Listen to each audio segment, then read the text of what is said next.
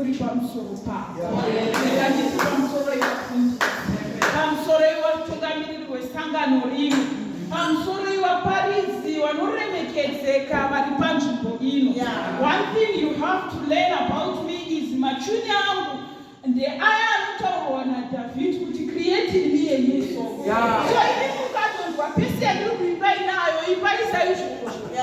Iyo rutsvarwa togadzirwa. Ndakumbira kuverengerwa zviverengo namufundisi vari pamberi pedu apa. But ndafara nenguva iyo yandinoparidza. Usually tell vanhu vanoronga masangano kuti isusu hatifariri zvemunguva dzemasikati because vari serious nevasiri serious vanova masangano. Tinoona nguva inei kwakutororera.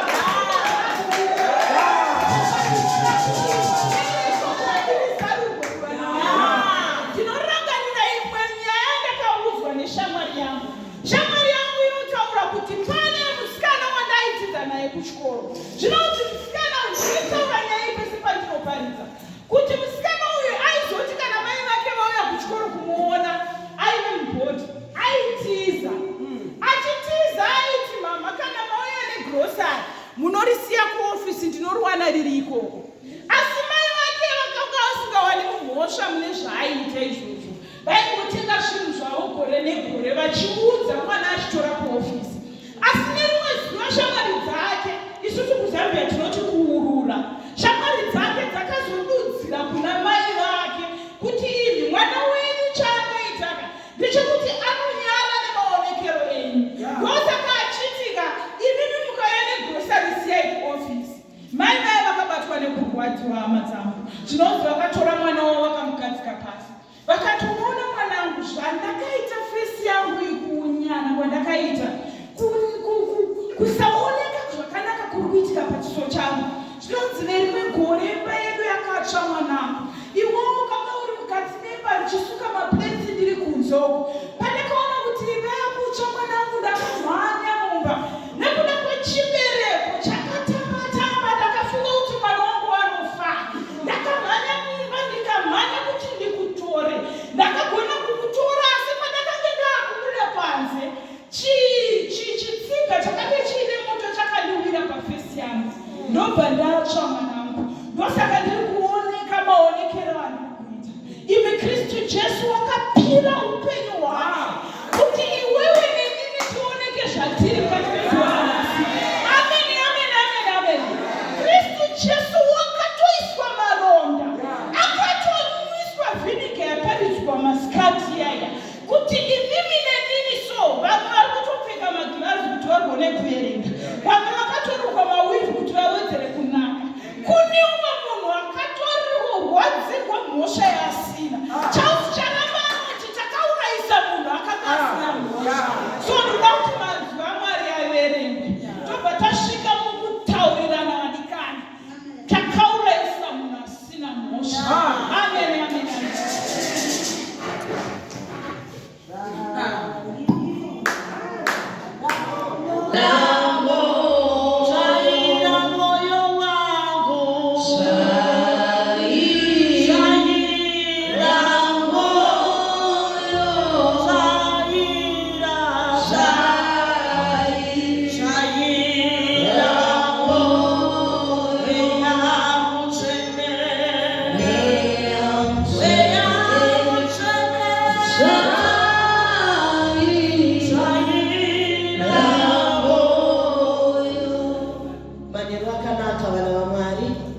Mashoko echiverengo kubva kubhuku yaMathew chapter 14 kubva pavhesi ya1 kunosvika pavhesi ya12. Echipiri kubva kubhuku yaActs kana kuti mabasa evapostori chapter 16 kubva pavhesi ya16 kunosvika pavhesi ya14. Kune vapa1 16 to 40. Chapter 16 kubva pavhesi ya16 kunosvika pavhesi ya40. Kune vapa1 ndichatangisa kuverenga kubva kubhuku raMathew chapter 14 kubva pavhesi ya1 kunosvika pavhesi ya12. Pane musoro weshoko uri kuti kuurawa kwaJohani Mubhabhatidzi. Nenguva iyo Ishe Herodhi akanzwa mukurumbira wa Jesu. Akati kuvaranda vake, uyu ndi Johani mubhabhatidzi. Akamuka kuvakafa, saka masimba awa anobata mari. Nokuti Heroti akanga abata Johani akamusunga. Akamuisa mutorongo nokuda kweHerodiasi, mukadzi wa Filipi, munun'una wake. Nokuti Johani akati kwaari, hauna kutenderwa kuti uve naye. Zvino akanga achida kumuuraya, asi akatya vanhu vazhinji nokuti vaimuti muprofita. Asi zuva rekupemberera kubereko kwaHerodhi rakati rasvika, mukunda waHerodhiasi akatamba pamberi pavo, akafadza Herodhi. Naizvozvo wakamupikira nemhiko kuti, ndichakupa chipi nechipi chaanenge achakumbira. Zvino iye akati arayirwa namai vake, akati, ndipei pano mundiro musoro waJohani mubhabhatidzi. Mambo akazvidya mwoyo, asi nokuda kwekupika kwake uye nokuda kwevakanga vagere pakudya, akarayira kuti apiwe. Akatuma vanhu kundogura musoro waJohani mutorongo. Vakauya nemusoro wake uri mundiro. Musikana akaupiwa, iye akaenda nawo kuna mai vake. Vadzidzi vake vakauya vakatora chitunha chake, vakachiviga. Ndokundoudza Jesu. Tichaenda kubhuku raActs chapter 16 kubva pavhesi ya 16 kunosvika pavhesi ya 40. Zvino takati tichipinda panzvimbo yokunyengetera, tikasangana nemumwe musikana aiva nomweya wekuuka. Aiwanira vatenzi vake mari zhinji nokuuka kwake. Iye akatevera Pauro nesu, akadanidzira achiti, vanhu ava varanda vaMwari wokumusoro-soro, vanokuparidzirai nzira yokuponeswa naye. Akaita izvozvo mazuva mazhinji. Zvino Pauro akafa neshungu, akatendeuka, akati kumweya, ndinokurayira muzita raJesu Kristu kuti mubude kwaari. Ukabuda nenguva iyoyo. Zvino vatenzi vake vakati vachiona kuti tariro yokufumiswa kwavo yaenda, vakabata Pauro naSirasi, vakavavakatira kudare pamberi pevabati. Vakaenda navo kuvatongi, vakati, vanhu ava vaJudha vanopesanisa guta redu, vachiparidza tsika dzatisina kutenderwa kugamuchira kana kuita isu vaRoma. Ipapo vanhu vazhinji vakavamukira vose. Vatongi vakabvarurira nguo dzavo, vakarayira kuti varohwe neshango. Zvino vakati vavarova zvikuru, vakavaisa mutirongo. Vakarayira murindi wetirongo kuti amachengete kwazvo. Iye akati arayirwa kudaro, akavaisa mutirongo yemukati, akasunga makumbo avo mumatanda. Zvino panenge pakati peusiku, Pauro naSirasi vakanga vachinyengetera nokuimbira Mwari nziyo. Vakanga vakasungwa, vakavateerera. Pakarepo kunengenyeka kwenyika kukuru kukavapo. Naizvozvo nheyo dzeimba dzikasununguswa. Pakarepo misiwo yeimba ikazarurwa nemusungo yavose ikasununguka. Ipapo murindi wetirongo akapepuka, ndokuona mikova yetirongo yakazaruka. Akavhomora munondo wake, akada kuzviuraya, achiti vasungwa vatiza. Ipapo Pauro akadanidzira nezwi guru. mukuru akati, usazvikuwadza nekuti tiri muno tose. Zvino akati akumbira mwenje, akamhanyiramo ndokuwira pasi pamberi paPauro naSirasi achibvunda. Akavaburisa kunze akati, vatenzi, ndinofanira kuiteiko kuti ndiponeswe? Vakati, tenda kuna Ishe Jesu ugoponeswa iwe nemhuri yako. Vakaparidza shoko raMwari kwaari navose vaiva mumba make. Akavatora nenguva iyoyo yeusiku, akakupa mavanga avo ndokubhabhatiridza pakarepo iye navose vake. Akaenda navo mumba make ndokuisa zvokudya pamberi pavo. Akafara zvikuru iye nemhuri yake yose, achitenda kuna Mwari. Zvino kwakati kwaedza, vatongi vakatuma mapurisa vachiti, sunungurai vanhu vaya. Murindi wetirongo akaudza Pauro mashoko iwaya achiti, vatongi vatuma shoko kuti musunungurwe, naizvozvo budai henyu zvino muende norugare. Asi Pauro akati kwavari, vakatirova pachena, isu vanhu vaRoma tisina kutonga, vakatiisa mutirongo. Zvino voda kutibuditsa chinyararire here? Haiwa kwete, ngavauye vamene vatibuditse. Mapurisa akaudza vatongi mashoko iwayo, vakatya vachinzwa kuti vaRoma. Vakasvika vakakumbira zvikuru kwavari, vakaburitsa mutirongo ndokukumbira kuti vabve muguta ravo. Ipapo vakabuda mutirongo vakapinda Maritia, vakaona hama, vakavanyaradza ndokuenda. Mwari vakomborere kuverengwa kwemanzwi yake, nekuti ndiye chokwadi vanotenda tinoti amen.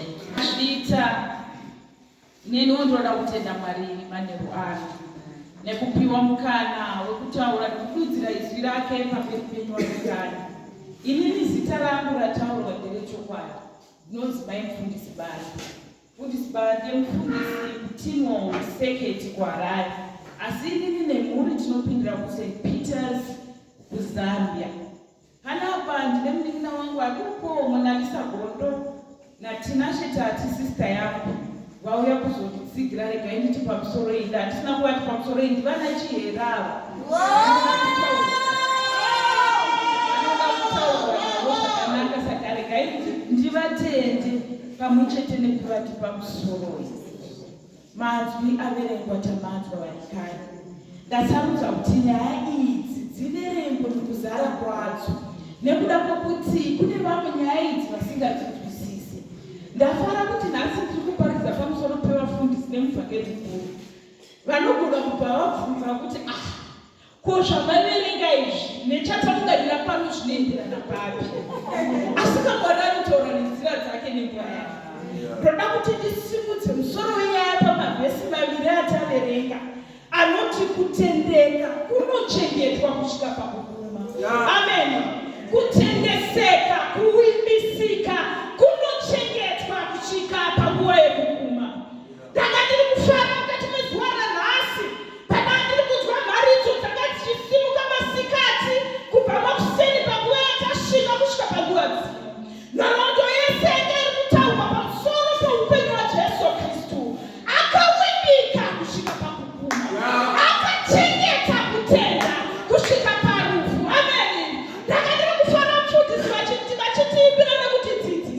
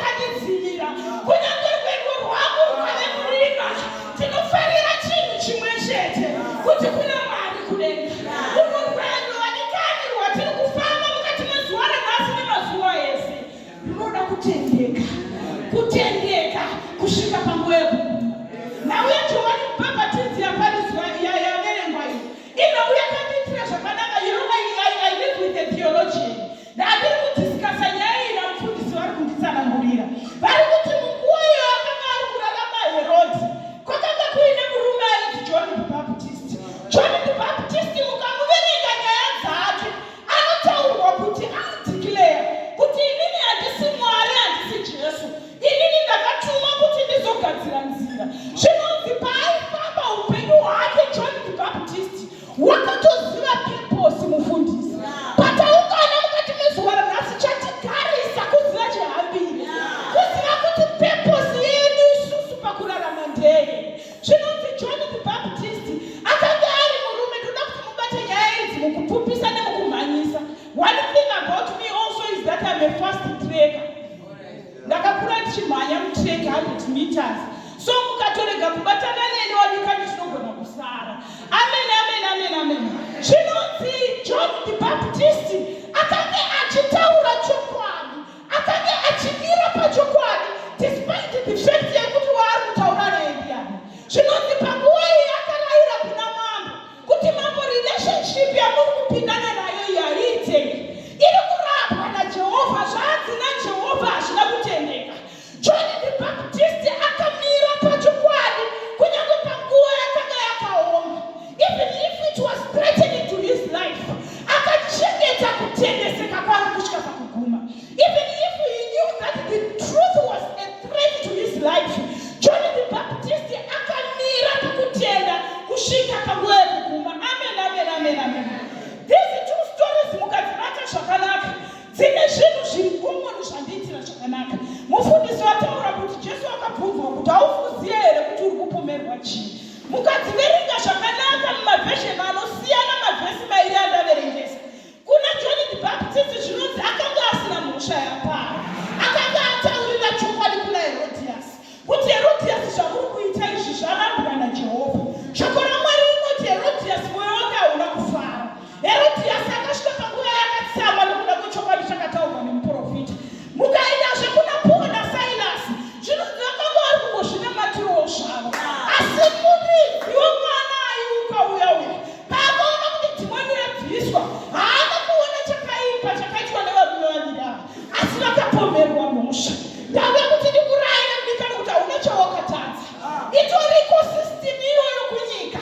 Kune punishment dzinogadzirirwa vanhu vakatendeka, kune punishment dzinogadzirirwa vanhu vanotaura chokwadi pavanhu, kune punishment dzakatodizaiwa nenyika, dzakatogadzirirwa kuti dziatake iwewe nemini patinoda kumira chokwadi musection kuti wadika maitiro atakuita haana kunaka, mashandiro atakuita namufundisi haasi fair, kutori nepunishment dzakagadzirwa wadikani kune avo vanotenda. Ndosaka ndati chiKristu is not a resting place. chiKristu itori hondo yechokwadi, chiKristu itori hondo yekutendeka. You have to make an effort kuramba wakamira pana Jehovha. Inzwa izvo zviri kutaura shoko raMwari. Shoko raMwari rinoti Johani kunyange aizviziva kuti chokwadi chandiri kutaura ichi chinogona kutyisa Mulungu. He remained unmovable. He remained unstoppable. He continued to declare the truth of the Lord. Riri kuti iwe ramba wakamira pachokwadi, ramba wakatendeka pana Jehovha. Tova kudonha kana kukwira, ramba wakamira pachokwadi. Chengeta kutendeka kusvika panguva yekuguma. Ona iwo tsoka dzatagadzirirwa naJesu Kristu mukufa kwake. Haana kudzokera sure, haana kuti ndaijoka, haana kuti zvarema. Akachengeta kutenda kusvika panguva yekuguma. Unoda kukurudzira umwe mukadzi ari muchena ungapedzwa nanhasi, iwe mira pachokwadi, iwe mira pakutendeka, mira pakutendeka.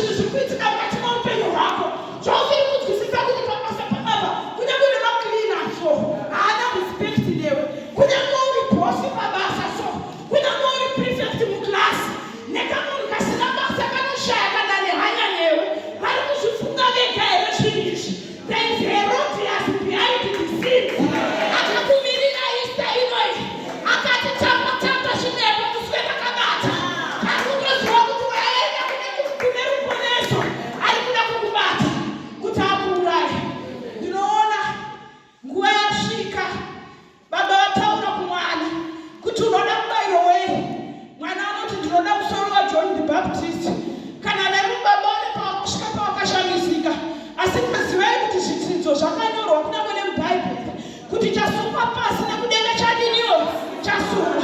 Zvinonzi Herodhi akakwirira pamberi ndobva auraya John the Baptist. Inini I'm a lecturer by profession.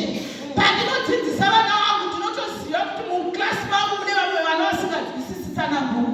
Ndinotora zvitanda kana dziri besi, ndinotora nematombo kana chida kuti 2 times 2 ndoisa matombo 2 apa neapa. So nekuda kwaizvozvo nhasi ndauya nemaapparatus manyaindawo maiguru. Ndauya nemaapparatus ndiri kuona ndiri kuita invision nguva yakasvika panguva yekuuraiwa John the Baptist. Ndiri kuona musoro waJohani Mubhabhatidzi uri kuudzwa pamberi. Ndiri kuona musoro waJohani Mubhabhatidzi uri kuudzwa pamberi. After telling the truth, all they can do is to kill your spirit. All they can do is to crucify you. After wamira pachokwadi kuti waringani chiunited hachidai, all they can do is persecute you. Iwe ziva kuti vakatogadzirwa vakadaro. Vayupi vanoenda kuti vakambozvarwa vakambodaro. So vatoripo vakamirira kucheka musoro wako. Vatoripo vakatomirira public display nekuti maigabhu vayataka vadonhedza. Varipo vakatomirira bhabheri rinoti musoro waJohani Mubhabhatidzi wakatenderedzwa. Vanhu vachiuona. Pane vanhu vakatomira kuti vatenderedze kunyadziswa kwako. Pane vanhu vakatomirira kuti vatenderedze kupoina kwako. Kune vekubvisa vakatomirira kuti takazvitaura kudhara. Toda kuti vanhu vazvione kuti Johani Mubhabhatidzi hakuchisina. Toda kuti vanhu vazvione kuti Johani Mubhabhatidzi tamuparadza. Chasina kuzivikanwa naHerodhiasi ndechekuti paunoti to die is gain. Kana tasvika panguva dzekutendera, kufa chaiko inova benefit. Kana tasvika panguva dzekutendera, tiri kutaura kuti reward yedu yekudenga yakadarika zvatinogona kupiwa nenyika. Amen. Tiri kutaura kuti the present sufferings cannot be compared to the glory that shall be revealed. I know you are going through a lot of begun. I know you have a broken heart. But ndikurai ndikuudza iwe, ramba wakasimbira pakuimbika. Uimbika kusvika parufu. Uimbika kusvika panguva yekuguma. Zvakaitwa naPaul naSilas. Bhaibheri rinotaura kuti vaifuti nevavo. Bhaibheri rinotaura kuti Paul naSilas mushure mekunge vakanga vachinamata, vane nguva yavakasvika pavakabudisa dhimoni. Dhimoni roenda. Zvinonzi vakomana vakapiwa mhosva yekuti hatina kugadzikana nokuda kwehuvapo hwavo.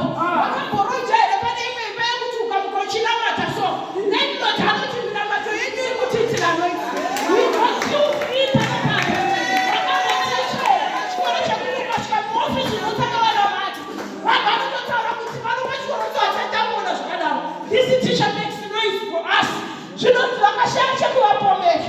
Zvinonzi vakapiwa mumaoko evanhu. Nhau yekupiwa mumaoko evanhu. Zvinonzi vakapiwa mumaoko evanhu. Zvinonzi vanhu pane nguva yavakasvika ndobva vavabata nambokumbira tambo mufundisi. Nambokumbira tambo. Zvinonzi vane nguva yavakasvika vakatorerwa zvokupfeka zvavo. Ndiri kutsanangura nyaya yakaregwa mubhaibheri kuna Acts chapter 16. Zvinonzi vane nguva yavakasvika yavakavadamburira hembe dzavo. Zvinonzi vakarohwa vakomana. Vakomana vakarohwa vakabvarurirwa hanzu dzavo. Vakomana vakarohwa vakadamburirwa zvavakanga vakapfeka. Zvinonzi zvamboko zvairova mombe nemagombi zvakashandisirwa vanakomana vemunhu nekuda kwokuparidzira evhangeri. Iwewo mukati meupenyu hwako munikadzi vakakubata sosemuroora so. Wakanga wakanaka iwe wakaroorwa wakasimba, asi panguva ino iyi vakabata upenyu hwako vakakubvarura so.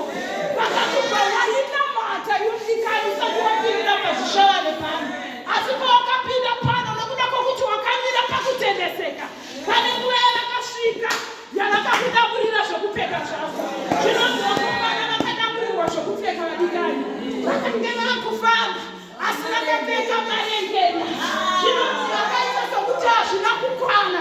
Mushure mekunge vavarume vavakuvadza vavarwadzisa, zvinonzi vakatora tambo vadikani. You know the devil doesn't get tired of punishing you. Mushure mekunge akutapa so, anokupinza museu namba 2. Zvinonzi vakomana vane nguva chingomhanyai mukoma mune muchisunge panapa. Zvinonzi vakomana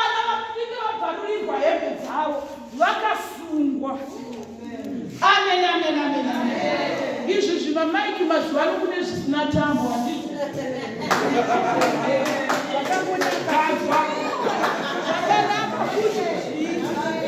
zvakanaka kuti kuzviita zvinonzi vakomana vakasungwa vavasunga kudani vakavatora vakavaisa mujeri asi sokuti hazvina kukwana zvinonzi vakomana vakavatorera masitopu nhokai matombari muye mundisiriyasi zvinonzi vakavabvarurira hanzu dzavo vapedza kuvabvarurira hanzu dzavo vanovasunga. The devil doesn't get tired of punishing the lives of those who are faithful to God. Zvinonzi vanosvika pavanoiswa mujeri isai matombovu mama ari mairungu kwangu and then isai amwe mairungu zvinonzi vakaona sekuti hazvina kukwana vakakusunga iwe kudzinza kwako vakakuti iwe haungofokana sekuti hazvina kukwana vakasunga zvekuti mereji yako isafana sekuti hazvina kukwana vakati ngaawane mari asingaibereka ngaawane mari asingasakotenga mota.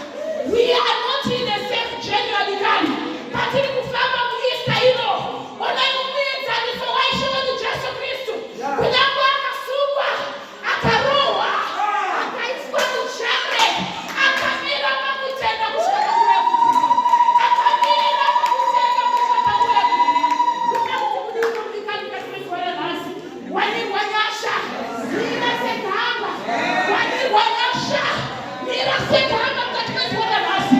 I know it's a painful journey. I know it's not easy.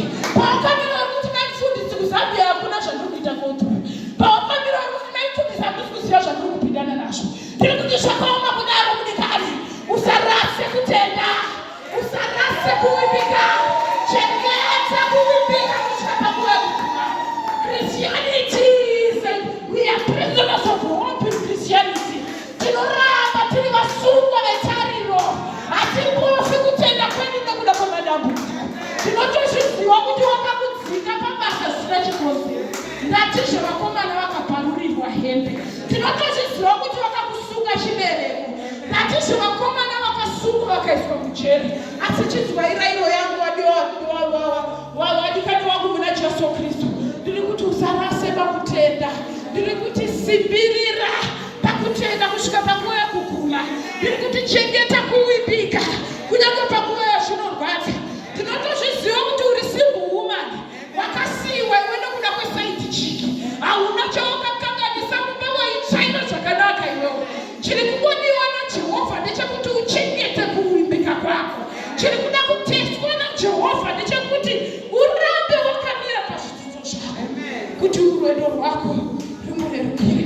Ndanga ndiri kuita visualize so ndiri kuona ana Paul naSilas vari mujeri.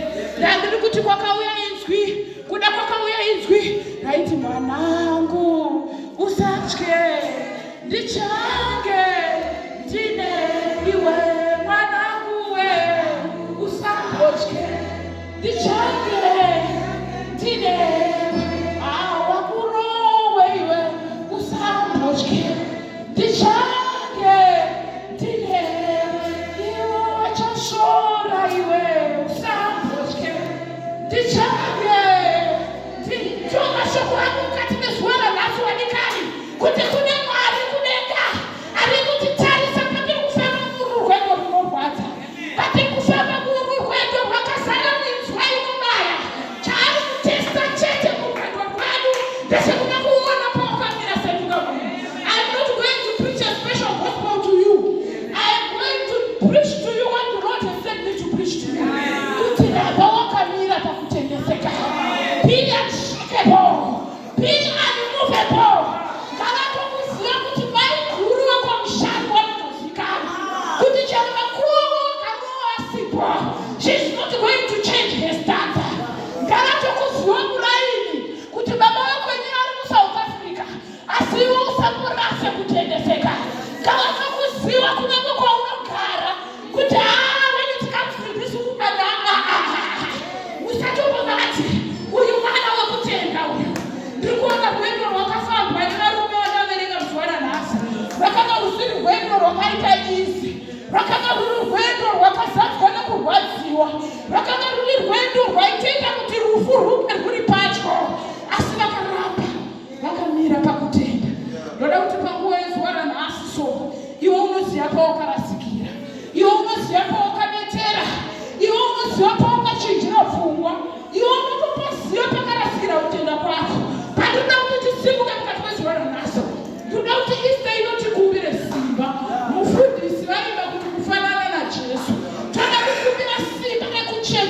pakutenda kusvika pakuguma. Hatikadi kuti taana 25 years tichipinda muno muchechi tozoputsa mukombe tasvika, tozoputsa chirongo tasvika. It doesn't matter what you are going through. Ndiri kuti be faithful until the end. It doesn't matter how much you have lost in your life.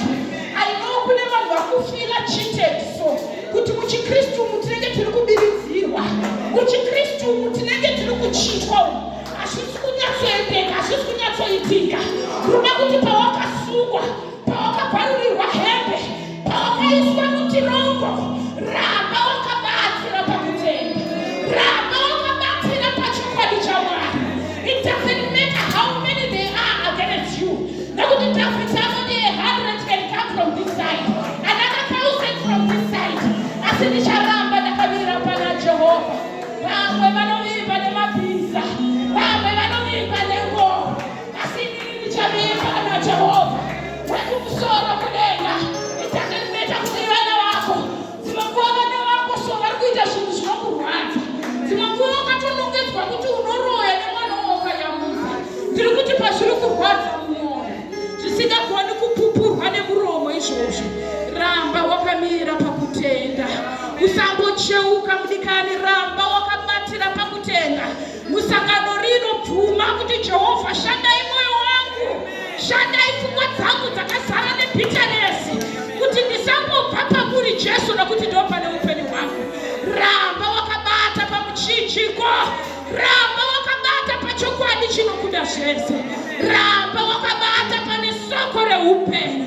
Mukati manheru wanhasi ndinofara kuti iri soko raparidzirwa kune vanoda zvavo kusangana neruponeso mustailo iyi, kune vanoda zvavo kusangana neropa rakaneuka pamuchinjikwa, kune vari kutodawo zvavo simba rekusimbiswa. That is, we are going to go through this painful time. One thing is for certain, that we are going to remain faithful to God, that we are going to remain faithful to God no matter what we are going through. Ndinozviziva kuti kuti marriage yangu yanonoka, ramba wakamira pakutendeseka.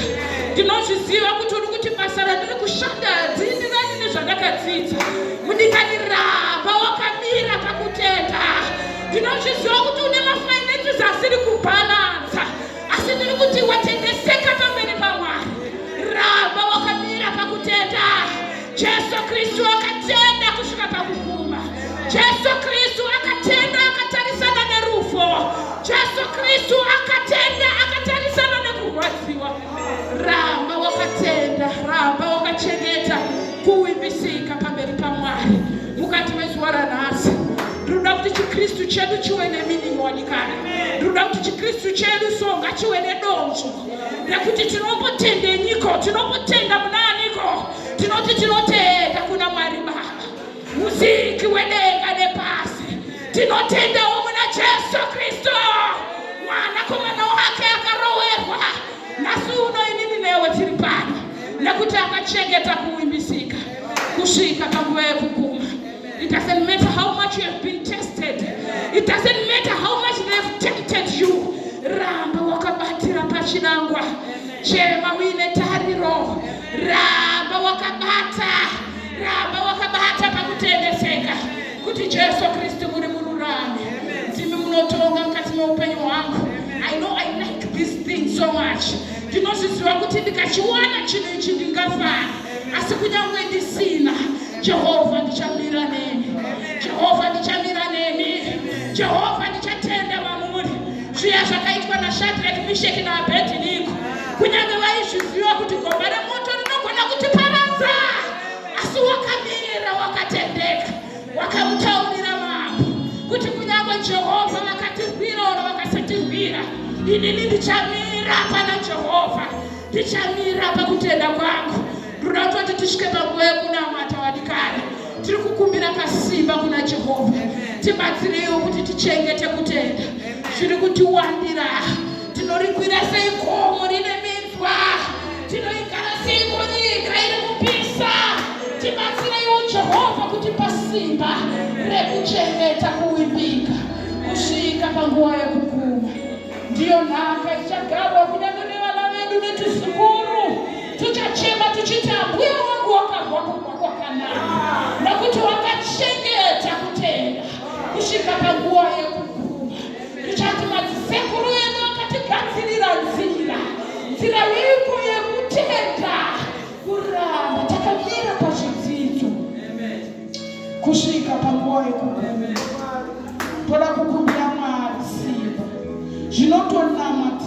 zviwadikani.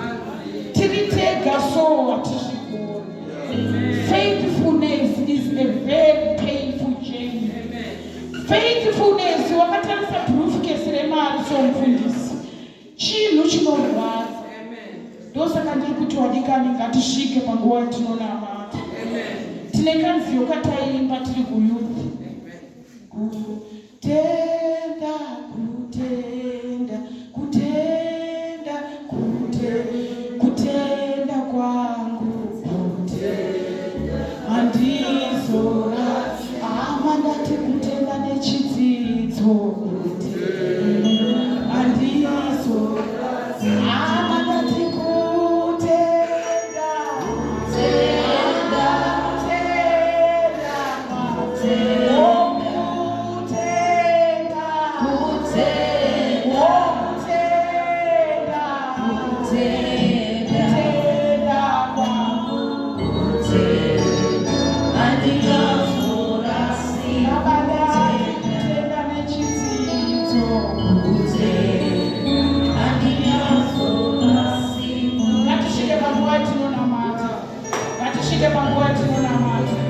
tinokutenda ijesu manheru wangu nekuda kwokuti matitaridza nzira yekutenda, matitaridza Jehovha ndiro yekutengeseka.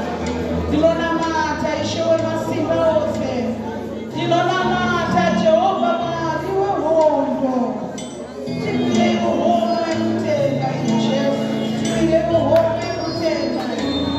Ndinonamata muzita nekuropa raJesu.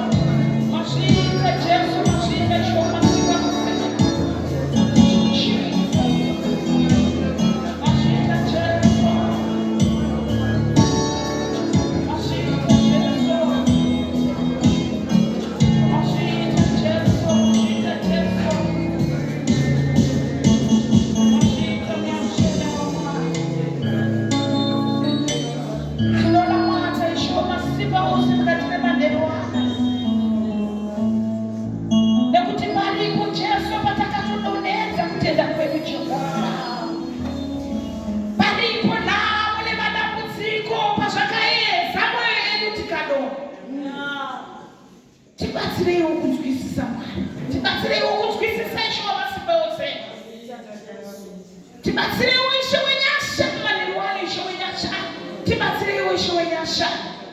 Paripo Jesu patakatodzokera kumashure, asi ndinonamata manheru ano. Nini nevana venyu Jesu tamira pamberi penyu Ishe wamasimba ose, takatarisa muchinjiko wakazara nekukunda, takatarisa muchinjiko wakazara neruponeso, takatarisa muchinjiko wakazara nerusununguro. Tinokutendai Mwari, tinokurumbidzai.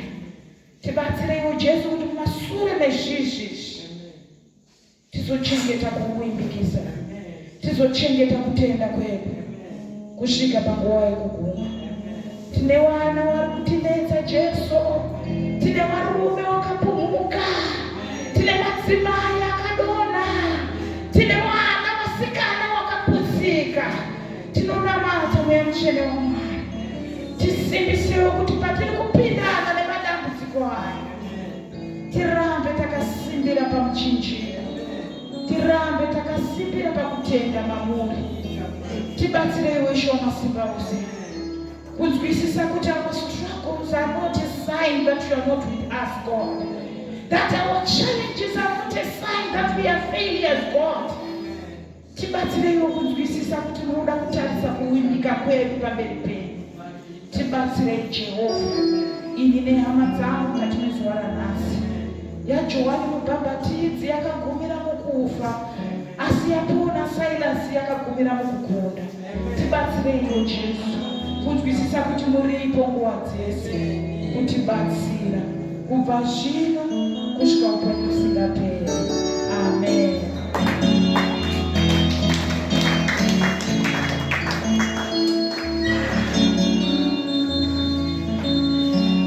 Zvikuti patiri kufamba nesangano rino, inzwi raMwari rinotaurwa kuti kupinda kweinzwi raMwari kunounza chiedza. Vaiwa Mwari vatibatsira kuti pari kupinda izwi rimwe narimwe riunze kuwimbika mukati memwoyo yedu. Ngatichengete kutenda, tichengete kuwimbika kusvika panguva yekuguma. Muzita raBaba, zita raMwanakomana,